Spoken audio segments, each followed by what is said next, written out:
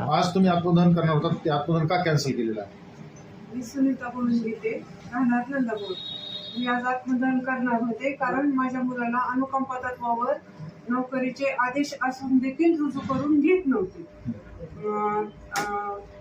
3/7/2025 संभाजीनगरवरून आदेश काढले होते की रुजू करून घ्या म्हणून.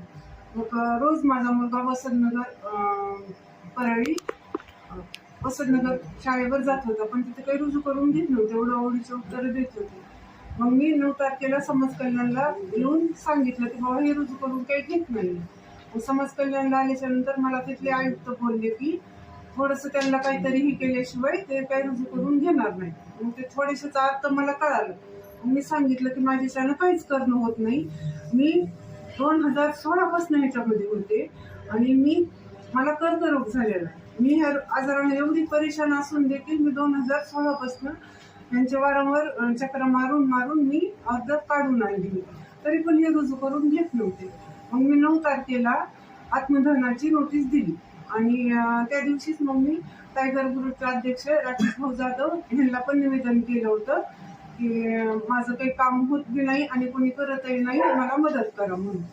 मग टायगर ग्रुपच्या राकेश भाऊंनी मला त्या दिवशीपासून मदत केली.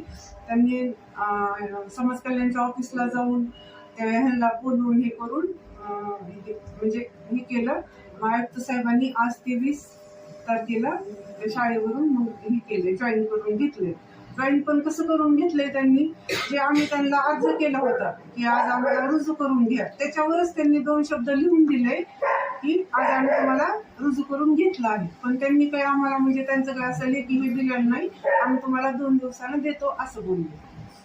आणि फक्त माझं काम राकेश भाऊमुळे झालेलं आहे, त्याच्यामुळे त्यांचे मनापासून आभार व्यक्त. काय सांगाल, कशा पद्धतीने तुम्ही यांना सहकार्य केलं? आम्ही टायगर ग्रुपच्या माध्यमातून असे समाजसेवा नेहमीच करत असतो. तर त्यातही माझ्याकडे 9 तारखेला आल्या, निवेदन घेऊन आल्या. म्हणले मला कुठंच नाही का, माझ्या भरपूर जागेवरती मी फिरून झालंय, मी 2017 पासून हा लढा देते म्हणले, पण मला काय कुठं रुजू करून घेत नाही येतं. आयुक्त प्रत्येक वेळेसच मला उडवाउडवीचे उत्तर देत येतं. तर त्यांनी मला ते निवेदन दिल्याच्या नंतर त्याच्यामध्ये संभाजीनगरचे आपले प्रदेश संचालकचं पत्र होतं, त्याच्यामध्ये त्यांना रुजू करून घ्या म्हणून ते 3/7/2025 पत्र आलेले. तरी देखील आयुक्तांनी इथल्या